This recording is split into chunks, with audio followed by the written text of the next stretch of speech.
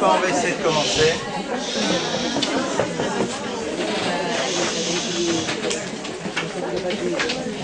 Je voudrais commencer ce cours. Wow.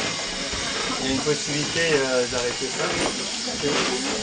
Peut-être fermer les fenêtres. C'est les fenêtres là-bas qu'il faut fermer peut-être.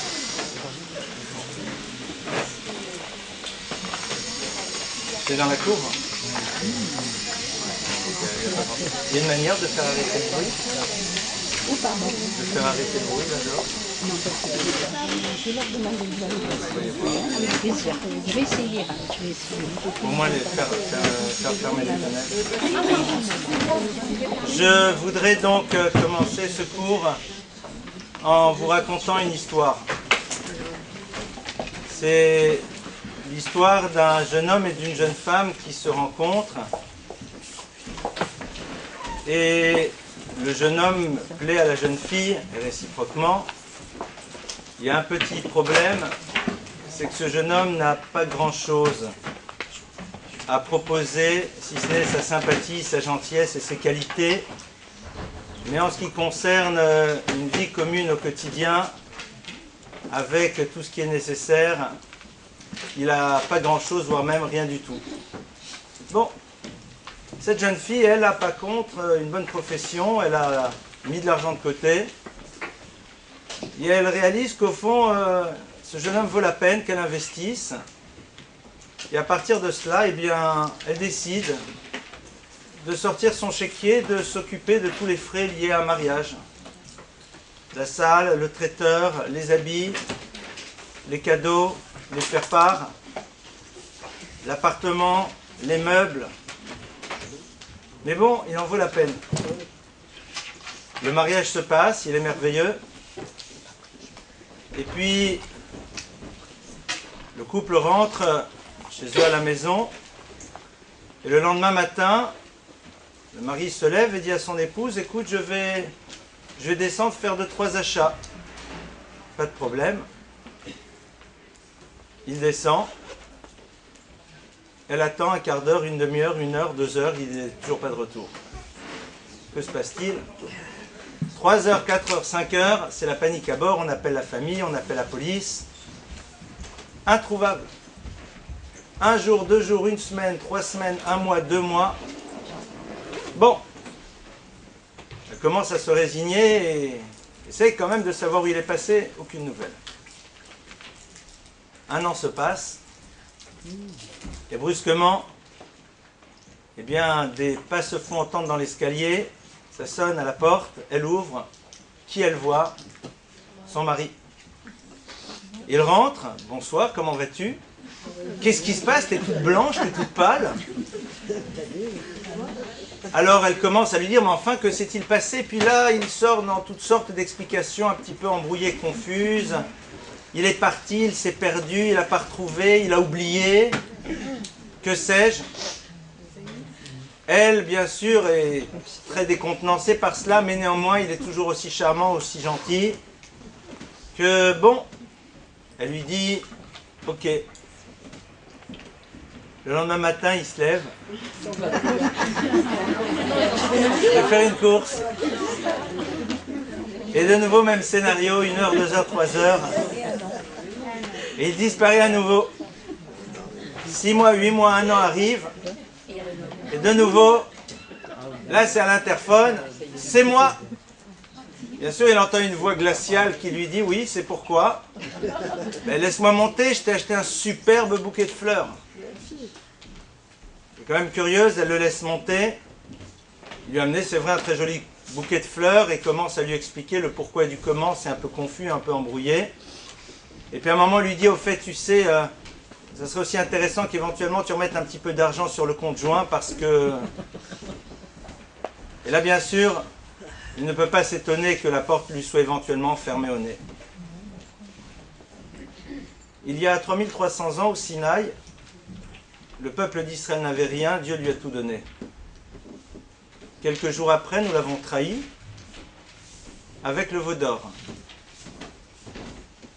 Et puis, au bout d'un certain nombre de jours de prière, Hachem dit « Salarti kidvarecha, je te pardonne ».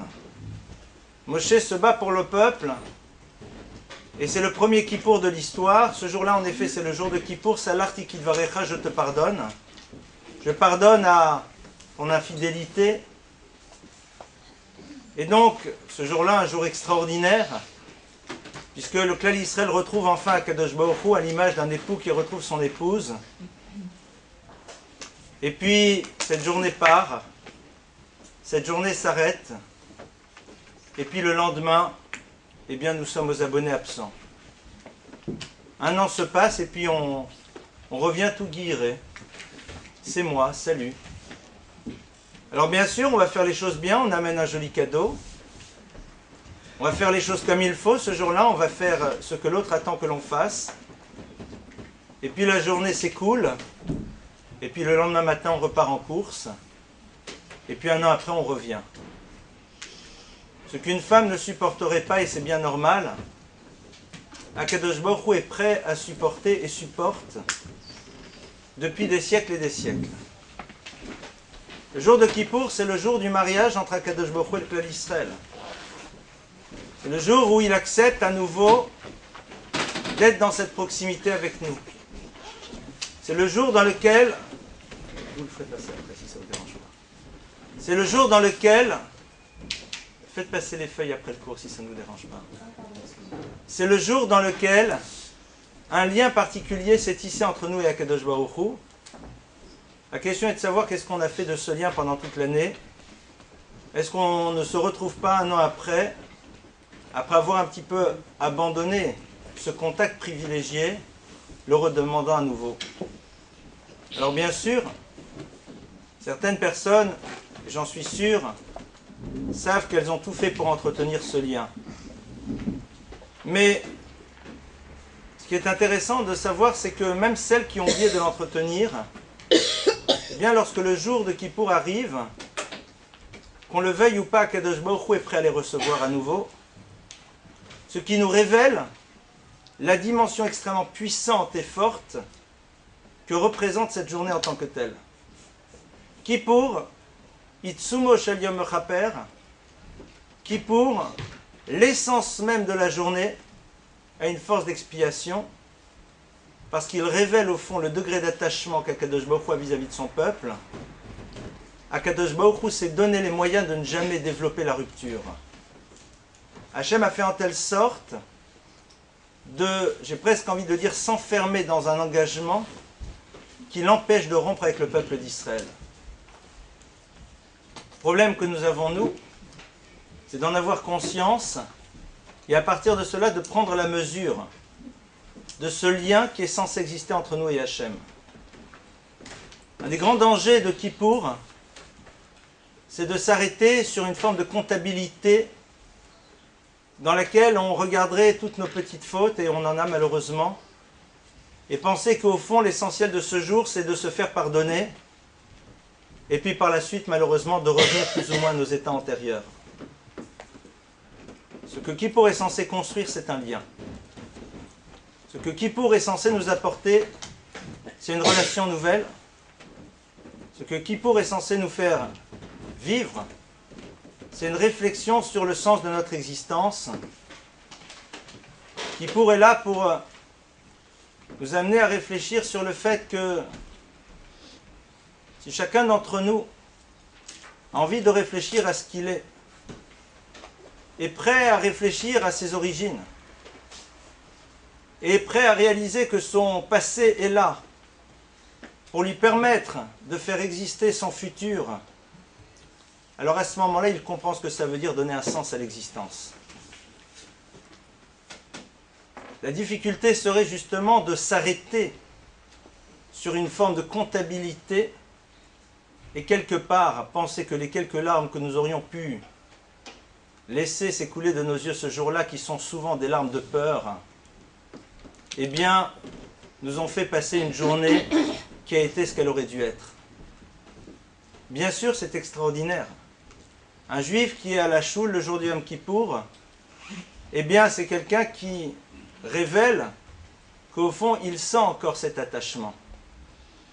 Beaucoup de juifs expliqueront et diront pas du tout. La raison pour laquelle ils sont là, c'est par fidélité à leur peuple, à la famille, pour faire plaisir aux grands-mères, que sais-je. Comme si on avait peur de s'avouer qu'il existe à l'intérieur de nous encore quelque chose qui est du domaine de la spiritualité, qui est sensible à une journée dans laquelle celle-ci est extrêmement intense. Ça va être un petit peu le point de départ de la réflexion qu'on devrait essayer d'avoir sur cette journée et de faire en telle sorte qu'elle ne s'organise pas autour du rituel, mais autour d'une relation. Et ça va être un petit peu le sujet de ce que nous allons essayer de développer ensemble, d'une relation à Hachem et d'une relation à l'autre. Je crois qu'on ne peut pas les dissocier. Parce que ce qui relie l'individu à Dieu, c'est tout simplement la conscience qu'il ne peut pas échapper à sa présence et que dans la mesure où Dieu est présent, ce que l'on attend de l'individu, c'est qu'il se présente devant lui et qu'il crée ce qu'il doit faire exister à travers cette relation. Parce qu'une relation est constructive, elle apporte, elle fait exister quelque chose de nouveau. Lorsque l'individu perçoit ce qu'est sa relation avec Hachem, celle-ci l'amène à penser son existence et à la vivre différemment. La relation a créé quelque chose de nouveau chez la personne qui a bien voulu exister à l'intérieur d'elle. Alors, c'est vrai que c'est pas simple d'accéder à cette dimension parce que nous avons une grande difficulté, c'est que nous sommes dans nos habitudes, belles habitudes, habitudes superbes. Chacun d'entre nous va faire tout ce qui a marqué, voire même plus dans les textes. On va se précipiter sur toute nouveauté que l'on nous rapporte, qui peut éventuellement nous donner un mérite supplémentaire. Et c'est bien, mais c'est bien, c'est bien. Mais est-ce qu'on ne risque pas un moment de s'arrêter à cela et d'être à l'image d'un couple dans lequel on a fait tout ce qui était existé, tout ce qui était marqué dans les livres vis-à-vis de l'autre, on a acheté, on a eu les comportements qu'il faut, mais on a juste oublié de s'ouvrir à la relation avec l'autre. On a fait ce qu'il faut, mais est-ce que derrière ce que nous avons fait se trouve aussi une relation beaucoup plus profonde avec cet autre qui est en face de nous? Le jour de Kippour, j'ai envie de dire, c'est le jour dans lequel on a la liberté d'être dans un lâcher-prise et d'exister pleinement et totalement à l'intérieur d'une relation. Un lâcher-prise dans lequel, au fond, on exprime véritablement nos attentes, nos espoirs, nos regrets, nos joies, nos souffrances, dans lequel on est véritablement dans cette dimension de yedidut, dans cette dimension véritablement de proximité affective avec Akadosh Baruch Hu, dans lequel on parlerait, certains dans les enseignements du Moussar le disent de cette manière, comme un bon vieux copain avec qui on n'a rien à cacher, à qui on peut tout dire, avec qui on se sent en confiance, avec qui au fond on n'a pas peur d'être jugé, il faut juste parler, il faut juste dire. Ça, c'est peut-être cette première dimension qu'il faudrait repenser quand on arrive à cette fête. Être dans un lâcher-prise, c'est au fond prendre le risque de vivre la relation de manière différente. D'être dans quelque chose d'un peu plus authentique, dans un dialogue plus vrai, dans quelque chose qui tend un peu plus vers la cohérence. Le problème, c'est que lorsque l'on a tendance à fonctionner de cette manière, alors l'environnement qui est autour de nous a toujours peur un petit peu de cela. Parce que tout simplement, il ne sait pas où cette authenticité risque de nous amener. Et quelque part, c'est beaucoup, parfois, la peur de ce que l'on va penser, percevoir de nous, à travers cette relation nouvelle que l'on veut créer avec Akadosh Baruch Hu, qui nous pousse à ne pas nous laisser y aller totalement. La seule question que je me permets de vous poser est la suivante. Pourquoi devrais-je tenir compte d'un univers, d'un système ou d'individus qui ne sont pas prêts à m'accepter quand j'ai décidé d'être moi-même. Pourquoi? Est-ce qu'au fond, c'est le regard qu'ils me portent qui va définir ma manière d'être, alors que lorsque j'ai envie justement d'être différent, eh bien ils ne sont pas prêts à m'accepter? Pardonnez-moi, je ne suis pas prêt à me plier au regard d'une personne qui, lorsque je ne corresponds pas à ce qu'elle attend, brusquement me barre de son univers. Et ça, c'est au fond quelque chose qu'on vit tous d'une manière ou d'une autre. Être dans une relation d'authenticité, c'est prendre le risque de ressentir sa relation avec Hachem de manière différente au quotidien, dans un rapport de tutoiement, dans un rapport de proximité, dans un rapport dans lequel on n'a pas peur de dire oui, certaines choses sont complexes pour nous. Oui, aujourd'hui, je n'ai pas été à la hauteur. Oui, je sais en effet ce que tu attends de moi, et si tu l'attends, ce n'est pas pour toi, mais c'est pour moi. Oui, en effet, j'ai mes moments de révolte. Oui, en effet, parfois, mon Yetzer prend le dessus sur ma volonté. C'est ça, au fond, qui pour. Un dialogue. Un vrai dialogue avec Hachem. Et si les Chachamim nous disent que lorsque le jour de Kippour passe, si nous n'avons pas été capables de demander pardon aux autres, alors Akadosh Baruch Hu ne peut d'aucune manière nous accorder son pardon. C'est parce qu'il y a ici une forme de un parallélisme très intéressant entre la manière dont on gère la relation à l'autre avec un petit a et l'autre avec un grand A. Il n'y a pas de différence entre la relation que nous avons avec Dieu et avec l'autre, dans l'absolu. Maintenant, qu'est-ce qui nous empêche d'aller vers cette personne qui à un moment nous a posé problème, d'aller vers cette personne qui à un moment nous a créé une difficulté et de lui demander pardon? Qu'est-ce qui nous empêche d'aller vers cette personne? Alors, je vais vous poser une question très simple. Il nous est arrivé à toutes et à tous un jour de nous retrouver dans une situation dans laquelle quelqu'un nous a bousculé, nous a fait éventuellement tomber un verre de coca sur notre pantalon ou sur notre jupe. D'une personne qui à un moment, de par une action quelconque, a pu nous créer une forme de dommage. Généralement, cette personne va nous dire quoi? Pardonnez-moi, je suis désolé. J'ai une bête habitude. C'est à ce moment-là de la regarder, de lui dire, dites-moi, vous avez fait exprès? Elle me dit non. Je lui dis, alors dans ce cas-là, c'est évident que je ne peux que vous pardonner. Posons-nous une question. La plupart des événements que nous avons vécus, dans lesquels un autre à un moment a pu nous causer un tort quelconque, sont-ils le fruit d'une volonté délibérée de l'autre de nous faire souffrir? Parfois oui, mais c'est rare.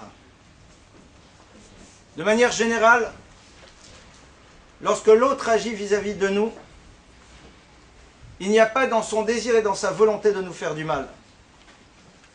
Il y a tout simplement une forme d'inconscience, un manque de réflexion, il n'y a pas d'arrêt sur image, et c'est ce qui l'amène à avoir une action qui à un moment peut nous être dommageable.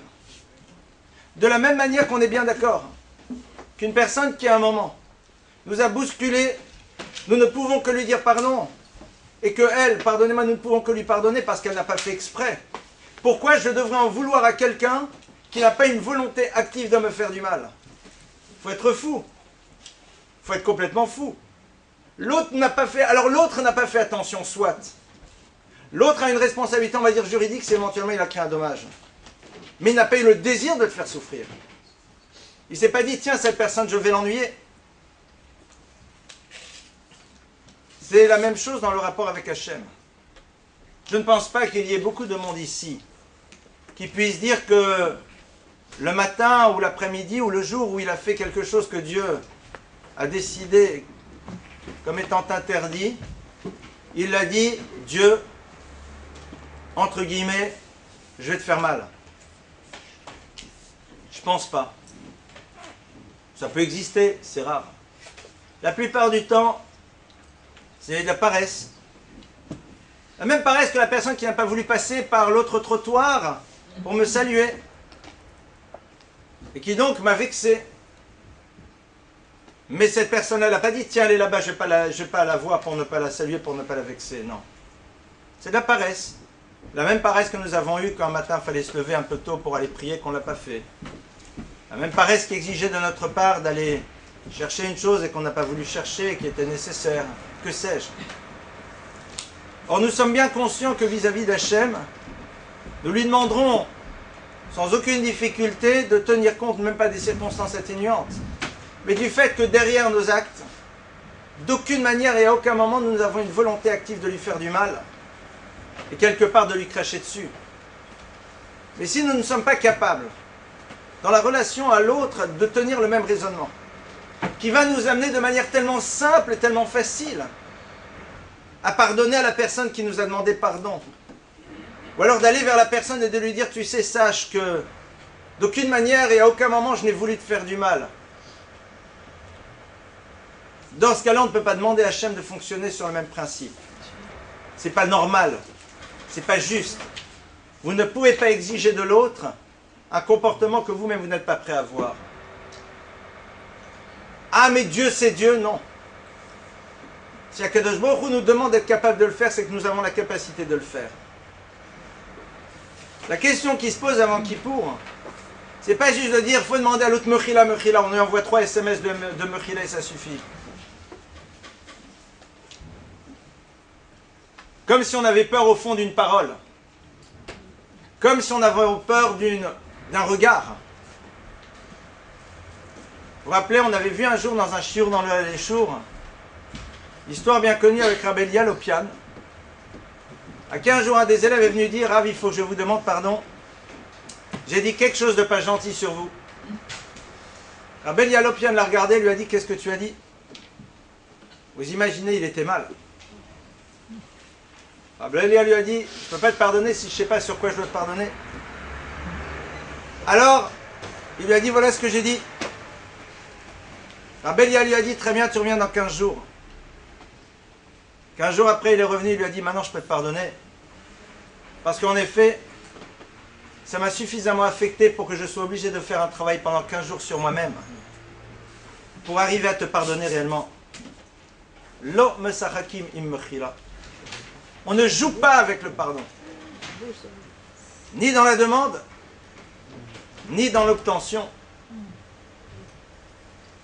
Bien sûr, la personne qui nous appelle et qui nous dit « Je suis vraiment désolé, l'autre soir quand je t'ai vu, j'ai oublié de te proposer. » Ou vraiment, je n'étais pas invité, vraiment, je te demande pardon, ça nous est sorti de la tête. C'est vrai, vous n'avez pas besoin de 15 jours pour lui pardonner, vous l'avez déjà pardonné. Parce que vous avez décidé de ne pas en vouloir aux gens, c'est tellement bête d'en vouloir aux gens. Ça nous prend tellement d'énergie. On parle de la personne qui, en effet, peut-être, a fait les choses volontairement pour nous faire du mal, parce que ça existe. Quelqu'un qui, à un moment, a voulu vous abîmer, vous faire souffrir, qui savait que la chose allait vous atteindre, et malgré tout, elle n'a pas décidé de faire attention et d'être vigilante. Cette personne-là, si elle nous demande pardon, c'est pas simple. Parce que quand on a fait du mal à quelqu'un, qu'en plus parfois on avait la volonté de le faire, même si on le regrette, la personne qui en face arrive à dire pardon tout de suite, c'est pas n'importe qui. Et si justement c'est pas n'importe qui, eh bien justement il lui faudra du temps. On est ici dans quelque chose qui touche un tout petit peu au domaine de l'authenticité. Dans un autre univers, dans un autre cours, nous avions beaucoup travaillé ensemble sur la nécessité d'arriver à ne pas en vouloir aux gens.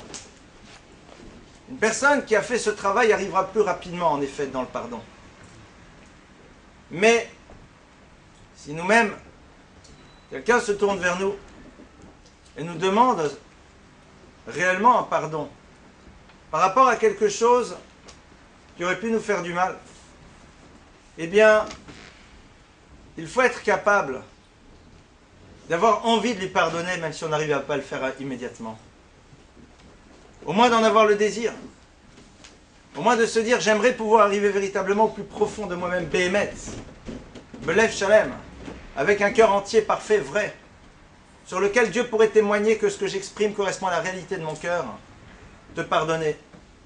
J'ai envie de te pardonner. C'est un début au pardon. D'ailleurs, vous le savez, dans une fila que l'on dit juste avant Kippour, on va dire « Velo yanesh shum adam besibati ». On demande à Kadosh Baruch Hu que personne ne soit sanctionné à cause de nous.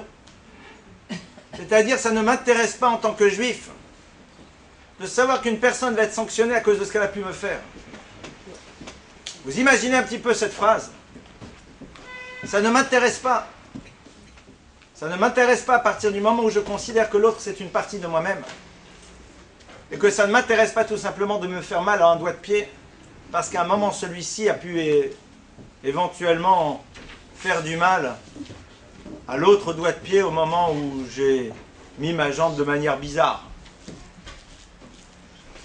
Je ne vais pas punir un de mes doigts de pied parce qu'à un moment il a fait de mal à un de mes autres doigts de pied. Si on considère qu'on est tous dans la même histoire, alors on ne peut pas être heureux de voir qu'une personne va souffrir à cause de ce qu'elle a pu nous faire. Ça ne nous intéresse pas. Chazal nous dit qu'une des choses les pires dans la vie, c'est celui qui est sa mère, celui qui est heureux, bekishalon acherim, de voir que l'autre est en train de trébucher. C'est celui de voir quelqu'un dans une forme d'échec et d'être content de son échec. Le seul échec duquel on a le droit de se réjouir, c'est de l'échec de ceux qui font tout pour détruire la Torah. Alors oui, de leur échec on peut être heureux parce que ce n'est pas leur échec à eux. C'est l'échec à l'atteinte qu'ils voulaient faire au monde de la Torah qui nous réjouit ou qui nous rassure. Mais en dehors de ces configurations-là, combien d'entre nous, nous voyons parfois certaines personnes qui ont des réussites, et puis un beau jour on apprend que son fils, sa fille, il a eu un problème. Pas un problème de santé, chas shalom. Ou alors l'autre, il avait tenté une affaire et puis ça n'a pas marché. Au fond de nous, on est content. On est content parce que la réussite de l'autre, elle nous importunait.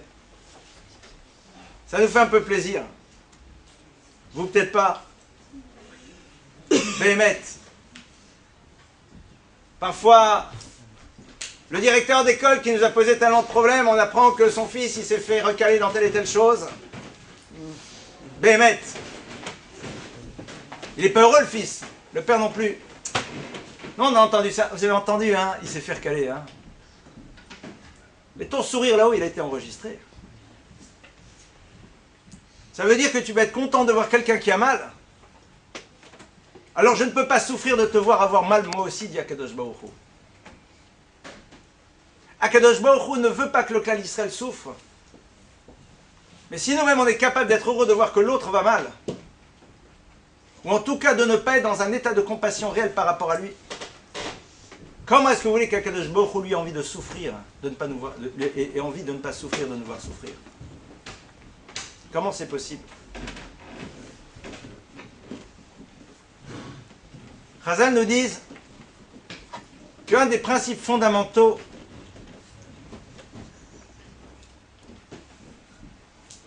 qui existe dans le clan d'Israël, c'est la notion de irpatiout, le fait de se sentir concerné.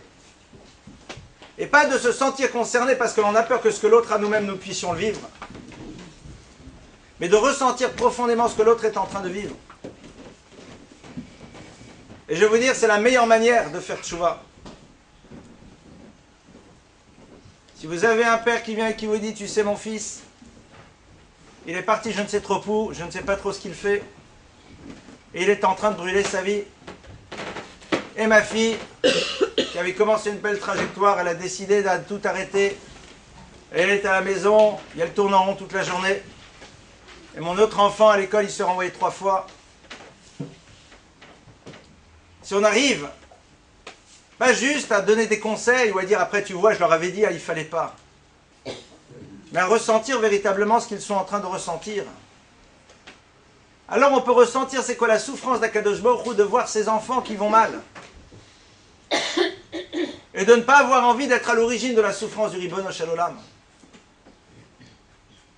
De faire en telle sorte que Akadosh Baruch Hu ne soit pas dans sa souffrance de voir ses enfants qui sont dans une situation tellement difficile.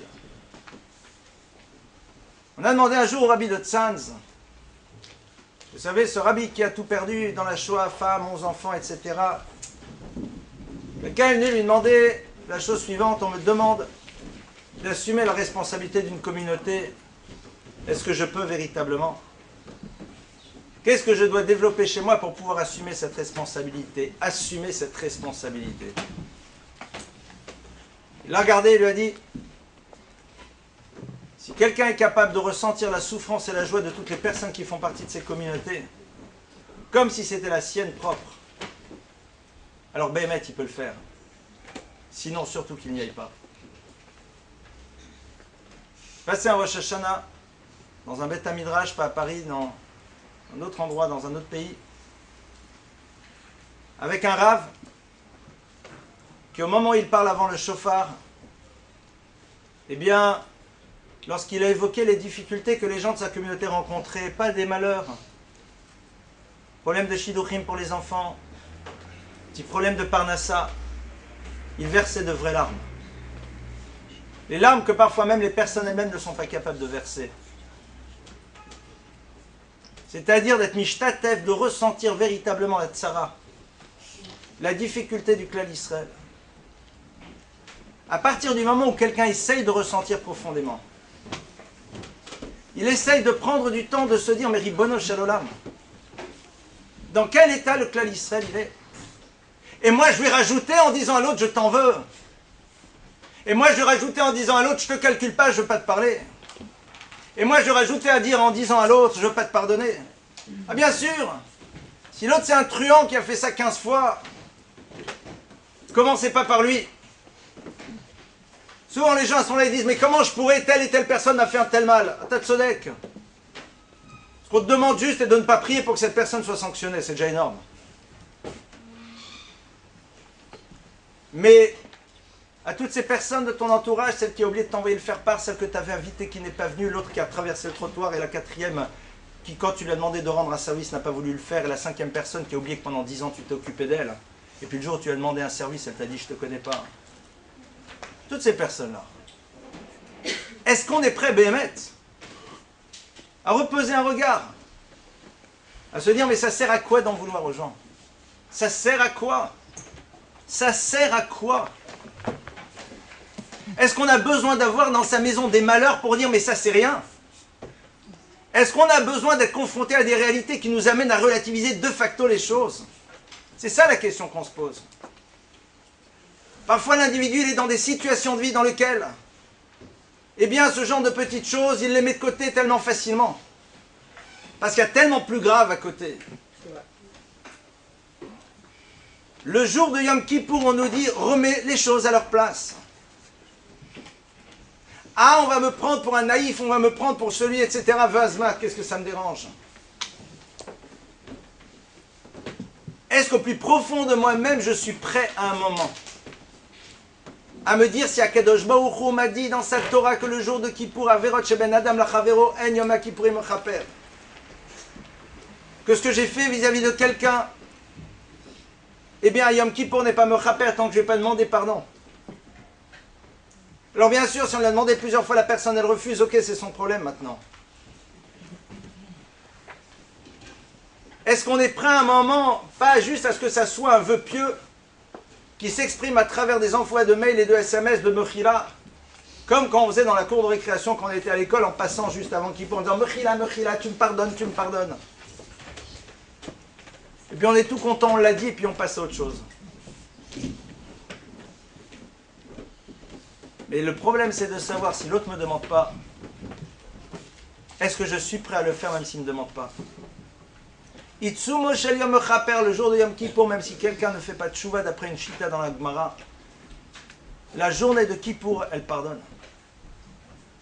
D'après l'opinion de Rabbi Yehuda, le jour de Kippour, dans son essence même, il crée un pardon. Il crée un pardon parce qu'il révèle le désir qu'Akadosh Baruch Hu a de la relation avec son peuple. Et on sait très bien que pour avoir une relation, il ne faut pas qu'elle soit entachée par quoi que ce soit.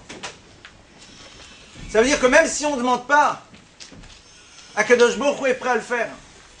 Alors bien sûr, la halakha dit qu'il faut quand même faire tchouva. Qu'il va falloir quand même regretter. Mais c'est-à-dire qu'on est en train de nous dire que cette idée-là, elle existe.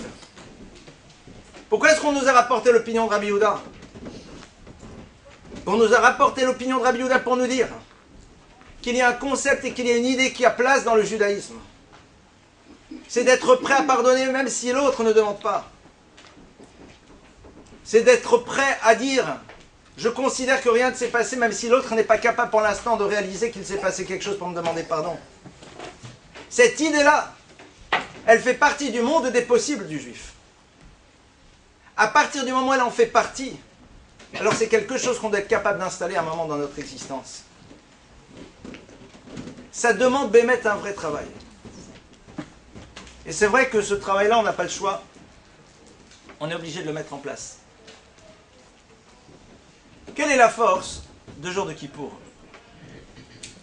Le jour du Yom Kippour, c'est un jour dans lequel, au fond, eh bien, il doit y avoir une joie extraordinaire. Une joie extraordinaire parce que vous imaginez un petit peu cette possibilité d'accéder à un moment dans la vie dans lequel tout est ouvert. Tout est ouvert. C'est-à-dire qu'on peut reposer un regard neuf sur l'existence. Le problème, c'est est-ce qu'on est prêt? Parce que cette prise de conscience nous amène à penser la vie différemment et à agir dans notre vie de manière autre. Et à agir de manière autre, pardonnez-moi, ce n'est pas mettre une choumra en plus dans sa vie. Ça serait trop facile de se débarrasser de la relation en mettant une choumra supplémentaire, un supplément religieux. Je ne parle pas de l'halakha reste l'halakha. De faire en telle sorte que ce que nous faisons le soit peut-être de manière plus vraie et plus authentique. D'essayer de ressentir à l'intérieur de soi, de devenir un moment peut-être plus profond, de devenir quelque chose qui est dans le domaine du vrai. C'est quelque chose qui aujourd'hui manque terriblement dans notre univers. On est dans un univers dans lequel on est partout dans le factice, même dans le domaine du religieux. On est là, chacun se définit dans sa manière d'être dans la relation avec Hachem, à travers soit une cacheroute particulière, soit un look particulier, soit une communauté particulière. C'est la manière la plus économique. Mais au fond, pardonnez-moi, celle qui paradoxalement nous amène parfois le plus loin de la dimension vraie qu'Hachem attend de nous. Chazal nous dit, le Zohar dit, que notre génération, c'est la tchouva des tzadikim qui est attendue. C'est-à-dire, et c'est un des grands problèmes, aujourd'hui on parle de tchouva, on est dans un monde dans lequel on dit qui dit tchouva, dit gens pas religieux qui deviennent religieux. Ribono shel olam. Ça nous arrange tellement de limiter la tchouva au Baal tchouva, à la personne qui faisait pas Shabbat et qui fait Shabbat, la personne qui avant était avec une goy qui maintenant est avec une juive. Et notre tchouva, nous, elle est où? Allez, on est dans le club, ça y est, on a fait tchouva. Elle est où la nôtre? Je crois, je suis malheureusement bien loin, personnellement, de ce que je suis en train de vous dire. Mais bon, il faut dire les choses, et puis après, peut-être que j'arriverai à écouter aussi ce que je vous dis. Il y a une phrase qu'on dit dans la tfila. On l'a dit très régulièrement. Vous savez, il y a beaucoup de phrases qu'on dit et puis on passe. Au passage, les maîtres du Moussard disent que la tfila de Kippour, l'essentiel, c'est pas les parties nouvelles. C'est celle qu'on dit tous les jours de l'année. Parce que ce qu'on nous demande à Kippour, c'est de ne pas nous émouvoir au moment de quel Noralila, c'est normal, il y a de l'ambiance. C'est d'arriver à dire les birkot hashachar, les brachot qu'on dit tous les matins, mais en pensant à ce qu'on est en train de dire. C'est d'arriver à dire les mizmorim des psouk et de zimra, mais en prenant le temps de les dire et de réfléchir à ce qu'on est en train de dire. Parce que c'est évident que la tfila de Zochenu le Chaim, rappelle-nous à la vie, Wakadosh Baruch Hu devant de Neila, c'est évident qu'on est dedans, attendez, tout se joue. Ça, c'est pas compliqué. Et en plus, il y a toute la configuration qui est autour et qui nous pousse à ça. Ça veut dire que dans les choses dans lesquelles l'extérieur n'est pas là pour te pousser à ressentir les choses, te donner les moyens de les ressentir.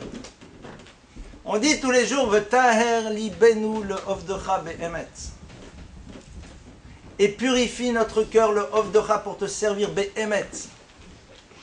Dans une dimension de vérité. Ça veut dire que si on dit le Ovdecha be'emet, il y a une manière de servir Hachem dans laquelle on n'est pas be'emet, mais on le sert quand même. Ça veut dire qu'être serviteur d'Hachem ne veut pas dire pour nécessairement qu'on est de be'emet dans quelque chose de vrai. En disant ces mots-là, on devrait trembler. On dit à Kadosh Baruch Hu, purifie notre cœur pour qu'on puisse te servir Béhémet. Ça veut dire qu'on peut te servir, mais qu'on n'est pas Béhémet. Hachem bochen lev ou klayot. Il y a marqué que Kadosh Baruch Hu, il regarde, et c'est lui qui sait ce qui se passe au fond de nous. Et c'est vrai que avoir envie d'être un moment émette, d'être vrai, d'arrêter d'être dans des univers factices, parce que nous sommes tous à un moment ou à un autre dans des univers factices, parce que les modes sont là dans tous les univers, dans ceux dans lesquels en effet c'est notre paraître qui nous définit, et ceux dans lesquels c'est notre concentration et notre gesticulation qui va aussi définir ce que nous pensons être.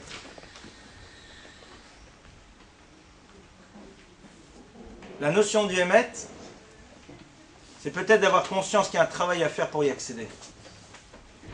La conscience d'arriver à quelque chose de vrai, c'est réaliser qu'au fond, eh bien, c'est pas quelque chose d'acquis, c'est pas quelque chose d'évident. Et le fait de le savoir, c'est une joie extraordinaire. Parce qu'au fond, ça nous montre qu'on a un travail effectué. Ça nous montre qu'on a des zones de progression. Et c'est vrai que le jour de Kippour est à ce moment-là un jour de Gilou Birada dans lequel on danse, mais dans le tremblement. On danse parce qu'au fond, c'est une occasion merveilleuse qui nous est donnée. De nous retrouver dans quelque chose de plus authentique. Mais c'est vrai qu'on a conscience que ce n'est pas un jour banal. Mais en même temps, ce n'est pas la dimension d'angoisse qui doit nous saisir. Mais quelque part, une forme de prise de conscience de ce qui est en train de se jouer, de la chance extraordinaire que l'on a, et de faire en telle sorte que ça ne soit pas juste des mots, mais qu'on soit capable de retraduire ça à travers des actes. Ça à chacun d'entre nous de prendre le temps de réfléchir. Comment est-ce qu'il va arriver à cette démarche de vérité à travers une manière différente d'être? C'est un travail intérieur, c'est un travail personnel, c'est un travail qui ne se dit pas, mais c'est quelque chose tout simplement qui se vit. Voilà.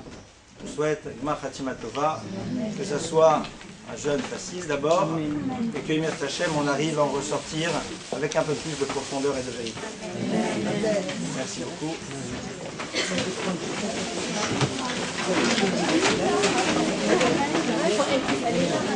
Alors, s'il y a des personnes qui sont intéressées